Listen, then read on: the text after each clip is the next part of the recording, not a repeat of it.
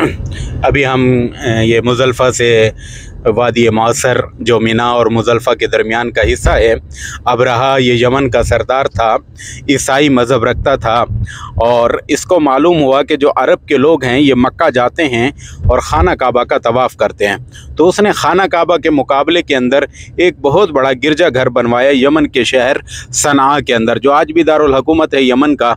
अरब लोगों को जब इस गिरजे के बारे में मालूम हुआ तो यहाँ से एक आदमी मक्का से वहाँ गया और उसके गिरजे के अंदर गंदगी यानी पखाना करके वापस भाग आया। अबरहा को जब इसके बारे में मालूम हुआ तो वो गुस्से में आ गया और उसने गुस्से के अंदर कसम खाई कि वो खाना काबा को गिरा कर दम लेगा। खाना काबा को गिराने के लिए उसने 60,000 या 70,000 का लश्कर तैयार किया और उस लश्कर के अंदर 9 या 13 हाथी भी थे। ये हाथियों वाला लश्कर जिसका अल्लाह ने सूरह फील के अंदर अलम तरा कैफ़ फ़अल रब्बुका बि अस्हाबिल फील, अल्लाह ने ये वाक़या बयान किया है। और जब ये वादी मौसर वाली जगह पर पहुंचा, वहां पहुंचकर उसने देखा कि मकामी लोगों के जानवर चल रहे हैं, तो उसने वो जानवर पकड़ लिए उनको ख़बरदार करने के लिए। और उन जानवरों के अंदर नबी अलैहिस्सलातु वस्सलाम के दादा अब्दुल मुत्तलिब के भी 200 ऊँट थे। जब उनको ये इतला मिली कि अबरहा ने मेरे ऊँट पकड़ लिए हैं तो अबरहा के पास गए और उसे कहा कि मेरे ऊँट वापस कर दे। अबरहा कहने लगा कि मैं हैरान हूँ कि आपने जितनी देर भी मुझसे बात की है, गुफ्तगू की है, इसमें आपने सिर्फ और सिर्फ अपने ऊँटों का ही जिक्र किया है और खाना काबा के बारे में एक लफ्ज़ भी नहीं कहा, हालांकि मैं उसको गिराने के लिए आया हूँ। तो उन्होंने फरमाया कि ऊँट मेरी मलकियत हैं, इसलिए मैं इनको लेने के लिए आया हूँ और खाना काबा का मालिक अल्लाह है और वो उसकी हिफाजत की ताकत रखता है। तो वो अपने ऊँट लेकर वापस चले गए। तो अल्लाह तबारक व तआला ने छोटे छोटे परिंदे जिन्हें अबाबील कहते हैं वो आए और उसके लश्कर के ऊपर कंकरियाँ बरसाईं, जिसकी वजह से उसका पूरा लश्कर तबाह व बर्बाद हुआ और वो ख़ुद बड़ी मुश्किल से जान बचाकर वापस यमन पहुंचा और एक मूजी मर्ज़ के अंदर मुब्तला होकर हलाक हो गया। आगे जाकर इंशाअल्लाह वो जगह आती है वादी मौसर वाली, आपको दिखाते हैं।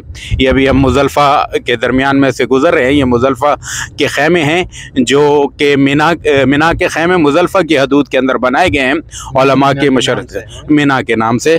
तो ये ख़ैमे जो हैं वाटर प्रूफ भी हैं और फायर प्रूफ भी हैं और इनके अंदर एयर कूलर, एयर कंडीशनर इनके अंदर लगाए गए हैं हाजियों की सहूलत के लिए।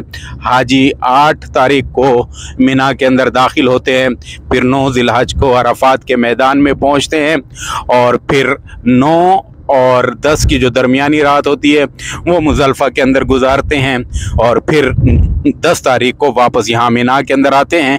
और ये मेट्रो स्टेशन है जिसके नीचे से अभी हमारी गाड़ी गुजर रही है। ये स्टेशन ख़त्म होते ही आपके राइट साइड में आप देखेंगे आपको खाली जगह बग़ैर खैमों वाली, जहाँ पर खैमे नहीं बने हुए, हाजियों के ठहरने की जगह नहीं बनाई गई, वो जगह है वादी मौसर, जहाँ ये आपको मिना और मुज़ल्फ़ा के दरमियान का ये हिस्सा नज़र आएगा। बोर्ड भी आपको नज़र आएंगे। ये देखें जी, ये है वादी मौसर का जो है ये हिस्सा जहाँ पर अबरहा का लश्कर रुका हुआ था। जी बिल्कुल ये वही जगह है और पीछे आप देखेंगे मुज़ल्फ़ा का बोर्ड भी आपको नज़र आएगा। सीधा जाना आपको, ये मुज़ल्फ़ा का बोर्ड है जी।